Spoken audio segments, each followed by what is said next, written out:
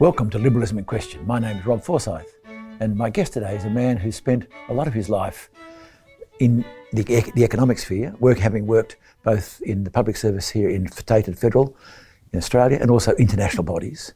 He is Robert Carling, who is Senior Fellow here at the Centre for Independent Studies and a significant economist. Robert, welcome. Thank you, Rob.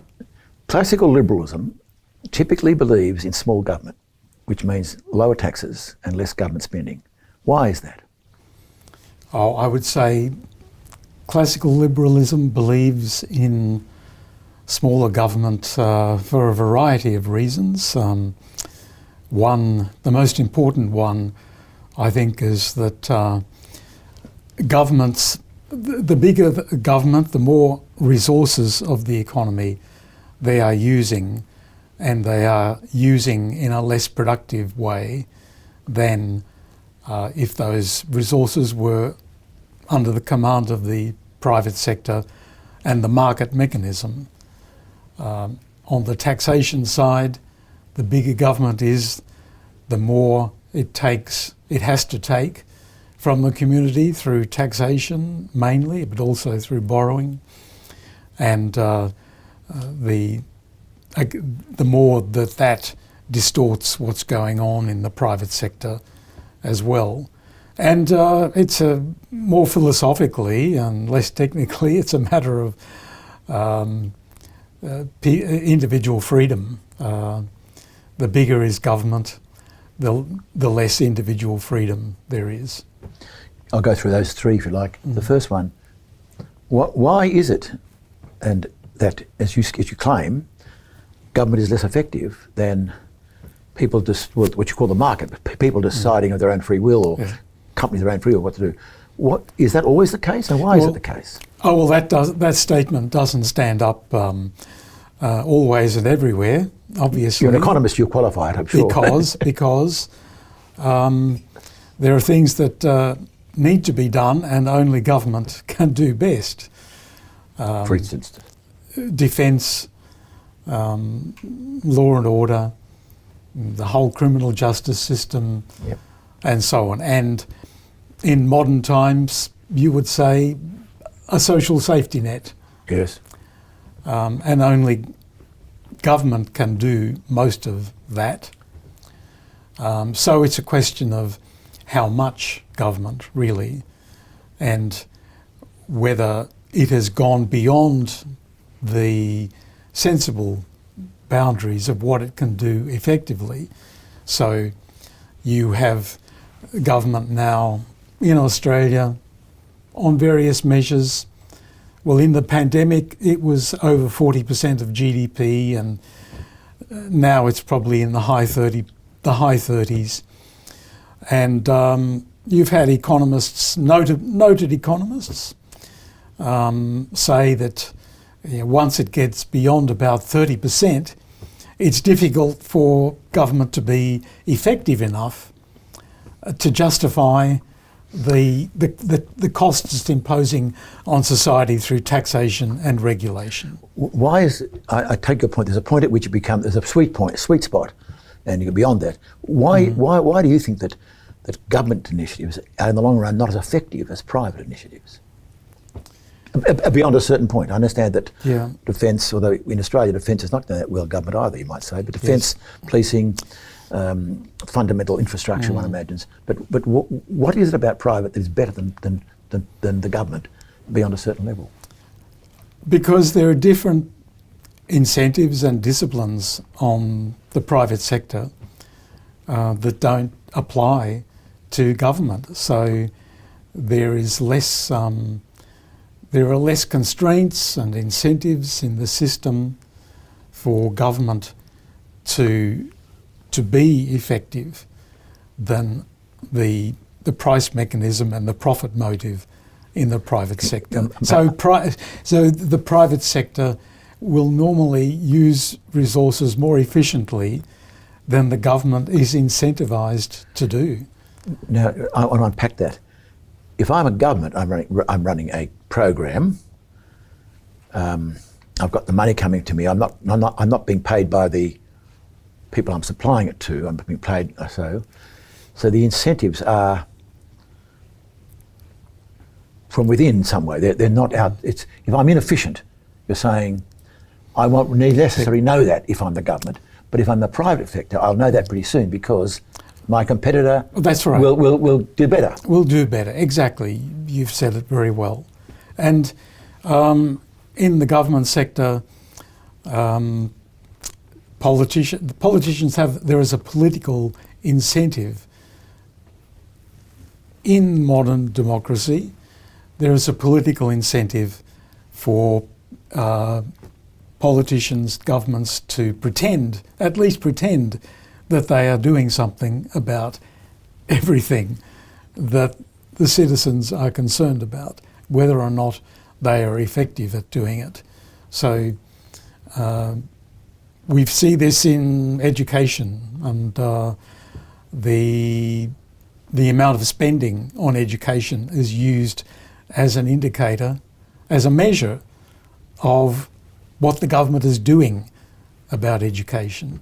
But that is completely different from the question of how effective they are in dealing with that issue. And we see this, the same point is repeated over and over in other sectors of government. On the other hand, tell me more about the private context.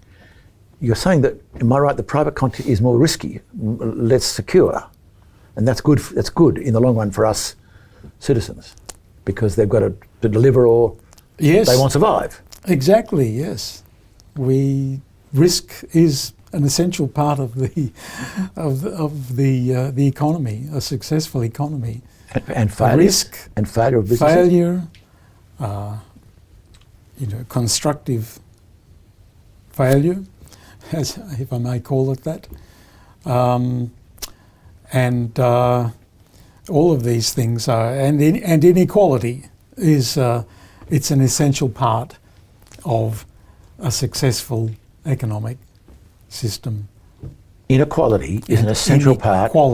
Inequality is an essential part of any successful economic system. Yes, because... Please justify that heretical statement. Because innovators, risk takers, have to be rewarded for success. Otherwise, they won't want to do it. They won't want to innovate. They won't want to take risk. If the prospect of a reward is not there. And that applies to business. It also applies to individuals in what we call in economics investment in human capital. Why bother if there isn't the prospect of a reward if you are successful? Right. There's no guarantee that you're going to be successful. But if you are, then you have reasonable expectation of a reward. And this means inequality, because some will succeed, some will fail, and some won't even bother trying. You're not saying that all inequality is essential, or that all inequality is good. Of course not. No, all I'm saying is that some inequality is a feature. A certain kind of inequality is crucial. Is crucial. Not just a feature. You're saying it's essential. We're not defending. I wouldn't defend inequality that comes out of monopoly power. Can I come to this? A lot of people feel anxious about the private sector because they don't see, or what you've just described, a genuine competition. They see corporations dominating, often with the help of government regulation, dominating and therefore and effectively not being efficient because they don't have to be. They can just dominate and therefore put prices up or services down. Well, that's right. And no economist would defend that, and every economist is for competition. But I think in modern discourse, the term monopoly is thrown around very easily, and what people often mean when they say monopoly is simply large, and the two things don't necessarily equate. A monopoly means alone. Mono, yeah. Exactly, mono, alone. But what about... And true monopolies are pretty rare, and Are you troubled by the duopolies, the twos? well, yeah, of course that groceries, airports. that can be airlines. Yes, Australia seems to have a lot of them. There can be excessive market power there also. But again, we really have very few true duopolies, because even, and I've written about this recently in the supermarkets Tell me about it. sector, Woolworths and Coles are the largest, but they are subject to competition themselves. Not just competition between them, but competition from others.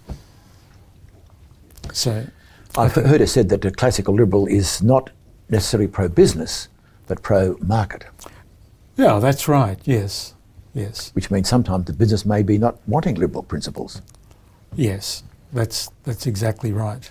Adam Smith made some comment about merchants whenever they meet plotting. Yes. Classical economists are pro-market, pro-competition. Yeah. Your second point was about tax, taking resources away. Yes. And too high a taxation, you think, robs a society of its resources, energy. There are high taxing countries in the world. I'm thinking of the Scandinavian countries, often wheeled out. Isn't that evidence that high taxation need not be a bad thing? Yes, Scandinavian countries are often cited as successful high taxing countries. They are also, believe it or not, much less into regulation. So there are certain counters to this. They're very open economies to external competition. They are internally competitive. They are relatively light on regulation, believe it or not. So there are countervailing forces against the effect of high taxation. But yes, it is something of a conundrum to answer that, because and France, I think France is probably the highest taxing advanced country. And they've got regulations on everything. And they heavily regulate, and I would say that they have not been a very successful economy in the last 20 or 30 years. Robert, is there a cultural matter here too, that some societies are societies that want to encourage risk-taking, and others much prefer safety and protection? Yes, and perhaps in the Scandinavian countries there is a cultural dimension there also, which makes high taxation more acceptable and less of a disincentive. I don't know. That's quite possible. You said, and I think you're right, that in our culture anyway, if there's a problem, our first thought is the government must do something about it. We see it every day. You think this is a mistake? Absolutely, and this is, I don't know who is to blame here. Is it the politicians or is it ourselves? It's a system, surely. It's a system, surely. Yes, it's circular, but ultimately it's us, and we elect the governments. And we have become much too demanding of government, and our expectations of government have become way too high. I mean, we see it in things like natural disasters, where people now seem to think that every natural disaster is a government failure, whether it's the Bureau of Meteorology not forecasting properly, or governments not immediately responding to managing the consequences of that natural disaster. So there is one example, but it goes way beyond that, and it's always the government. They should do something about this. This does strike me as a cultural issue then, because for a man to say, vote for me, I'm going to do less for you, I don't think that sounds to me like a a winning slogan. I don't think it's, I wouldn't say I'm going to do less for you, but I'm going to do better for you. Yeah, government operates across such a broad front now. It's so pervasive, does so many things, that I don't think it can't do any of them very well. If it was more focused on a narrower range of things, it could be more effective, I think. It also requires an act of faith by the electorate that we, the society, can do things better for ourselves, speaking more generally, if the government pulls back on things. And that requires a real self-confidence, I think, in a country, to think less government might actually be good for us. Well, yes. There's a transition involved, and it would be a long one. However, let's be honest, it's all going the other way, as you admitted. And in fact, you've been something of a, amongst your many things you've been involved with, you've been involved fighting growth in government, high taxation, and frankly, it hasn't gone too well. I don't rub it in.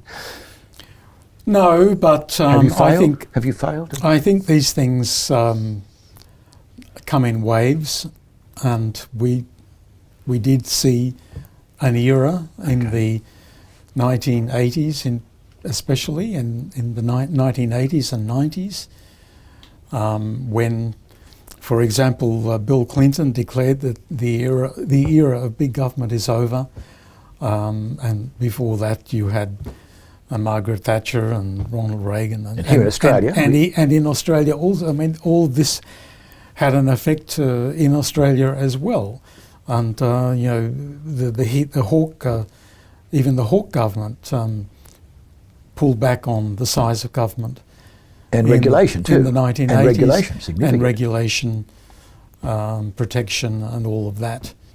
So I think, whilst things have certainly gone in the other direction, when did it start? Probably 15, 20 years ago. I saw an opinion columnist recently said that Australia has been drifting leftward since about 2005. And I think that's right. And by Australia, he meant business, not just politicians, but business even. Business leaders had drifted leftward, and the electorate had drifted leftward. So I think but these things can change, and I can't tell you if and when it's going to swing back. The pendulum is going to swing back in the other direction. But I think it will eventually, when we get a different set of leaders, perhaps. Or circumstances, perhaps. Or circumstances. I'm wondering whether the shift in the 80s was a result of what was seen a real failure of the system in the 70s. Australia had a system of tariffs, centralised wage fixing, government do this, and it seemed to work. I don't know, but there came a point at which it seemed it was not working adequately. So we have to wait for things to get really bad before things can change back again.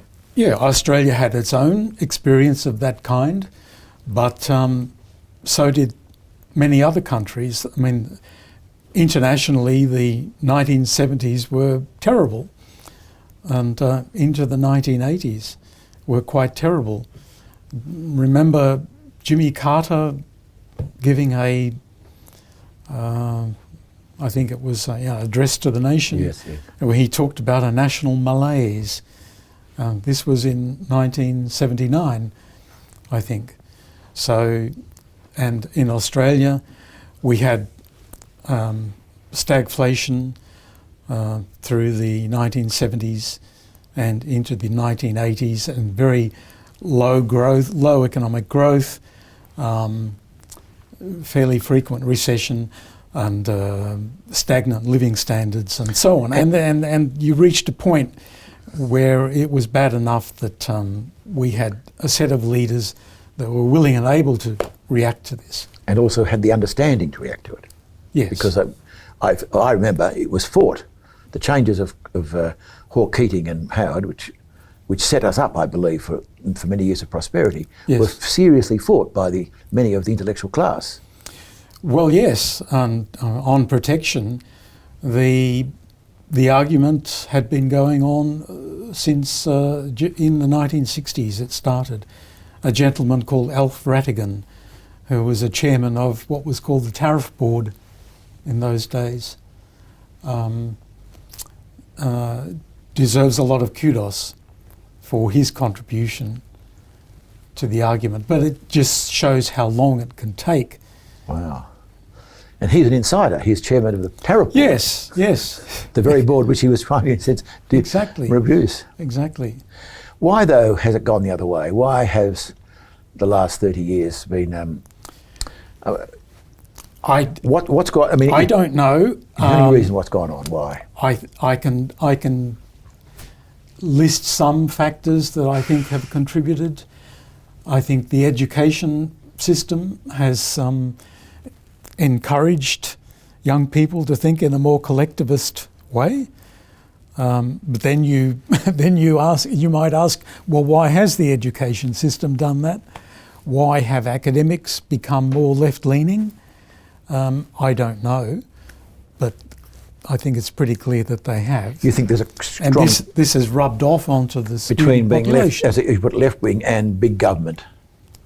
Yes. Okay. Yes. Also, the world has been through some nasty experiences which have perhaps made people run off to government. The global financial crisis was one in 2008, 2009, which didn't have such great consequences here, but did have major consequences in the Northern Hemisphere, advanced economies, and almost shattered some economies, smaller economies. Well, let me go there, Rob. That's a very interesting point you raise. Is not one of the reasons why people want government involvement is they feel that without it, they're going to suffer. They're vulnerable. The market will not be their friend. They'll be screwed over. They'll lose. The market's for the powerful and rich, and not for the little people. And that sense of powerlessness, inequality, has driven a lot of this shift back. Firstly, do you think that's true? And is there an element of inequality and powerlessness which is unhelpful in a smaller government, big market economy? Well, yes, it is true, and then certainly there are kinds of inequality and degrees of inequality that are unhelpful. I mean, the inequality in the era of the robber barons of the early 20th century. Now they were robber barons because they did have monopoly power, right, and very concentrated in individuals, business leaders. So yes, and now it's not just income inequality. There's also asset inequality or wealth inequality. Yes, and we have this contemporary issue of housing and the difficulty of younger generations in becoming homeowners, as we did at similar ages. And a increasing cry for the government to build more houses. Yes. Well, the government to build more houses. Government to build more houses, or to facilitate the building by the private sector of more houses. Of more houses and apartments, increasingly these days. Which you don't think is the right answer in general terms? Oh, sorry, we're building more. Yeah, no, the government building more. Not the government building more, no, but I know the government building more is certainly important. But the governments, plural, enabling and facilitating the building of more. In fact, let me go to that. One of the alternatives to the government doing it is the government helping the market or the society to do it by, for example, preventing concentration of power, having rules that make sure that there is genuine competition policies. Do you favour that kind of move from a government? In a sense, the umpire, not the player of the game, but making sure the rules are such the game is played properly and energetically and fairly. Well, you refer to regulation. I am referring to regulation. And, well, of course, yes, we have to have something of that kind. I think the ACCC has an important role. Consumer and Competition Commission has an important role to play. I think they may be at risk of overplaying it at the moment with the encouragement of government. But qualitatively, yes, we certainly need something like that. We need that kind of body and that kind of regulation to look out for and do something about excessive concentration of market power. Often business may even try and use the government to give them a leg up, the opposite to competition. Indeed, they do. And so the government gives into business and protects them against their competitors. Oh, yes. In the name of safety, nationalism, yes, all kinds of things. Exactly. I believe one of the most common proven principles of economics is the law of comparative advantage, which is if I'm good at producing fish and you're good at producing pelts, it's better for me to stick to my fishing and you to your pelt skin making, and then when we trade each other, we're both better off. Well, that's absolute advantage, but comparative advantage is you're better at both things than I am. Yes, okay. But your greatest strength is my fishing. Fishing. Yes. So it's still advantageous for you to concentrate on fishing and leave the other even if you're not as good activity as I to could me, be. even if I'm not as good as you. Now, when it comes to nations, that would seem to imply that we should do what we're good at in our country and that the other country do what they're good at. But that is often not what happens. And where the government wants us to do, we want to make things in this country. You heard that phrase? Yes. As though that is an end in itself. Yes. That sounds right. We're worried about security, we're worried about jobs, but if the law of comparative advantage is right, that may actually be not the best way forward for our country. Is that right? Well, that's right. In strict economic terms, perhaps we should not be doing very much manufacturing, but I think that can be overridden in certain situations by security concerns. Yes. Definitely. Even though the security concerns will cost you, the cost worth paying. Yes, yes. I'm not saying that that's a widespread phenomenon, but in selective instances. Yes. But we're also making it more difficult to pursue our comparative advantage. You would think that Australia would have a comparative advantage in mining and in agriculture. And in mining in particular, we're putting a lot of obstacles in the way of mining, new mining developments. If economics is as you say, why aren't all economists classical liberals then? If the rules of economics favour that view of the world, why or are they all really, we don't know? Almost everything in economics is contested. Oh, I see. You were speaking so authoritatively here. I'm not aware of that. There are a few things that are probably not contested, like I think almost every economist would agree that rent controls are not a good idea. But there are not many things that are not contested, and certainly this big issue that we've been talking about is contested.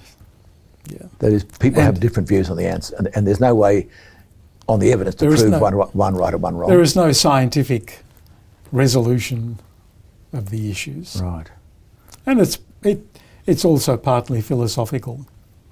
Which is the third thing you said. You thought philosophically, you thought that it is better for a society to have maximum freedom for individuals rather than the other way around. And that would Yes. favour a smaller role for government. Yes, exactly. Quite apart from these more technical economic arguments we've been talking about. Now, are you an optimist or a pessimist about the future, Robert Carling, given where we are? Well, You've battered your head against so many wall Yes. on debt, on inflation, and particularly on taxation. Well, just to show that I'm not a perennial pessimist, I was very optimistic in the early 1990s with the fall of the Berlin Wall and the way China was evolving, and the acceptance, the widespread acceptance in the world of market solutions and limitations on the size of government and belief in the failure of government in many areas. I was very optimistic in the early 90s, and I think that optimism was justified for quite a few years. 5 years on your undertaking. You said 95 was when things started turning around. 2005. Oh, 2005. Two- Okay, two I'm double sorry. O five, Yes. yes. I'm sorry, I remember that. Yes. 15 But years. now I struggle to be optimistic now. Definitely not. It's partly because of the geopolitical situation, if we Yes. use that Yeah. expression. That's an important part of it. But also because I believe I have seen this leftward drift here and in many other countries, which is certainly going against the positive, what I believe to be the positive forces that we've been talking about. And it's going to take a long time to turn that around. So to summarise, you see the present situation going to make things worse than it could have been for us, human society flourishing. Yes. That could otherwise have been. Yes. Well, on that slightly down note, I want to thank you very much for participating in Liberalism in Question. My guest has been economist, sometime optimist, Robert Carling. Thanks for watching.